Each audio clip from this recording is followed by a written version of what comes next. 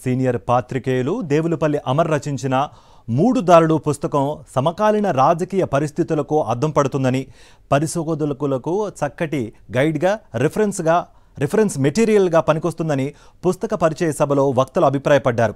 విశాఖపట్నంలోని పౌర గ్రంథాలయం సభా మందిరంలో నిర్వహించిన మూడు దారులు పుస్తక పరిచయం కార్యక్రమంలో మాట్లాడిన వక్తలు రచయిత అమర్ కృషిని అభినందించారు.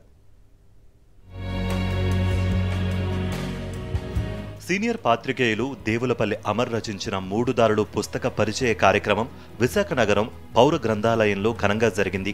కార్యక్రమానికి ముఖ్య అతిథిగా హాజరైన ఆచార్య నాగార్జున విశ్వవిద్యాలయం పూర్వ vice chancellor professor V Balamohan Das ప్రసంగిస్తూ తెలుగు రాష్ట్రాల పూర్వ చరిత్రను, ఆనాటి రాజకీయాలను వివరించిన తీరు ప్రశంసనీయంగా ఉందని అన్నారు. ఫస్ట్ చాప్టర్ అనేది ఈ పుస్తకంలో బేసిక్ పాయింట్ ఆఫ్ దిస్, దాంట్లో రాజకీయాల ఒక సమాలోచన అని వారు పేరు పెట్టారు. దాంట్లో ఈ ముగ్గురే కాదు, అందరు ముఖ్యమంత్రుల గురించి వారు కొంత తెలుసుకొచ్చారు. అది చదువుతుంటే నేను కూడా కొన్ని తెలుసుకున్నాను. కొంచెం చూచాయిగా తెలిసినవి చాలా కూలంకషంగా తెలుసుకునే అవకాశం నాకు అమర్ గారు దాంట్లో కలిగించారు. మూడు దారులు పుస్తకం భావితరాలకు ఎంతగానో ఉపయోగపడుతుందని పుస్తకాన్ని సమగ్రంగా సమీక్ష చేసిన లీడర్ దినపత్రిక ఎడిటర్ రమణమూర్తి అన్నారు. చంద్రబాబు ఎన్టీఆర్ను గద్దెదించేందుకు జరిపిన వైఎస్రాయ్ కుట్ర ఉదంతాన్ని రచయిత కళ్లకు కట్టినట్లుగా వివరించారని, ఎన్నో ఆధారాలతో ఆ కుట్రను పాఠకుల ముందుంచారని అన్నారు. వైఎస్ రాజశేఖర రెడ్డి గారిని, చంద్రబాబు గారిని, అలాగే ఇప్పుడు ఉన్న ముఖ్యమంత్రి జగన్మోహన్ రెడ్డి గారిని వారు కథావస్తుగా తీసుకున్నారు. అయితే ఇందులో మనకి కనబడని ఇంకో ముఖ్యమంత్రి ఎన్టీ రామారావు గారు. ఎన్టీ రామారావు గారు కూడా ఇందులో వస్తారు. ఈ పుస్తకంలో చాలా భాగం ఎన్టీఆర్కి జరిగిన అన్యాయం గురించి, ఎన్టీఆర్ ఏ విధంగా చంద్రబాబు గారి ద్వారా మోసపోయారో, ఏ విధంగా వెన్నుపోటు పొడవబడిందో, ఎందుకు దాన్ని అధికారాన్ని చేజిక్కించుకోవాల్సిన ఎన్ని జిమ్మిక్కులు చేశారు, ఎంతమంది నాటకం ఆడారు, ఎంతమంది మోసం చేశారు, ఎన్టీ రామారావు గారి ఆత్మ ఎంత క్షోభించింది, ఇటువంటి విషయాల్ని ఇందులో పొందుపరచడానికి చాలా ప్రాముఖ్యతనిచ్చారు అమర్ గారు. సభకు అధ్యక్షత వహించిన ఏయూ జర్నలిజం శాఖ విశ్రాంత ప్రధాన ఆచార్యులు ప్రొఫెసర్ పి బాబీవర్ధన్ మాట్లాడుతూ, పాత్రికేయులు అమర్ రాసిన మూడు రహదారుల పుస్తకంపై పిహెచ్డి చేయవచ్చన్నారు. పరిశోధనాత్మక జర్నలిజం ప్రాంతీయ భాషలోనే చేయవచ్చునని, అందుకు ఉదాహరణ ఈ పుస్తకమే అన్నారు.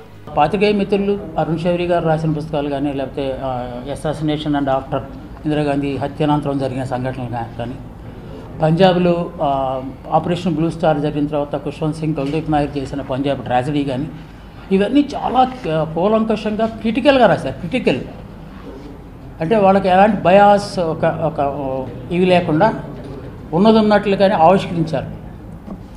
అలాగా పాత్రికేయులు రాస్తే అంత మంచి పుస్తకాలు వస్తాయని చెప్పడానికి ఈ మూడు దారులు అనే ఒక పుస్తకం ఒక మంచి దారి వేస్తుందని చెప్పి, మిగతా వాళ్ళకు కూడా ఇది ప్రేరణగా నిలుస్తుందని చెప్పి నేను ఆశిస్తూ, పాత్రికేయ ప్రముఖులు మంగు రాజగోపాల్ ఆత్మీయ ప్రసంగం చేస్తూ రచయిత అమర్ అక్షర బాహుబలి అని కొనియాడారు.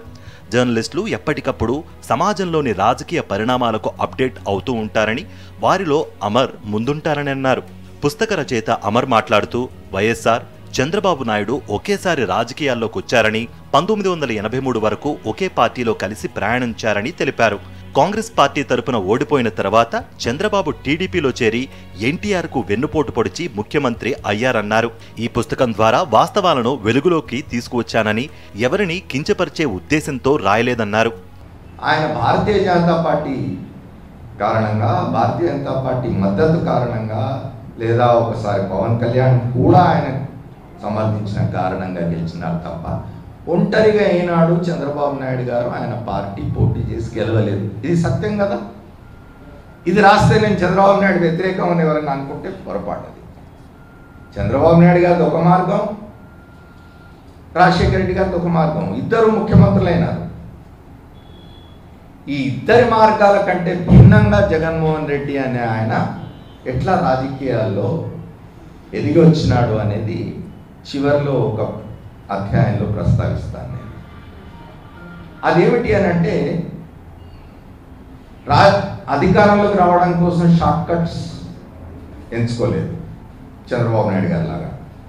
ముగ్గురు ముఖ్యమంత్రులు చంద్రబాబు, వైఎస్ రాజశేఖర రెడ్డి, వైఎస్ జగన్మోహన్ రెడ్డి రాజకీయ దారుల గురించి ఒకే పుస్తకంలో తెలుసుకోవాలనుకునే వారికి 3 రహదారుల పుస్తకం ఉపయోగపడుతుంది.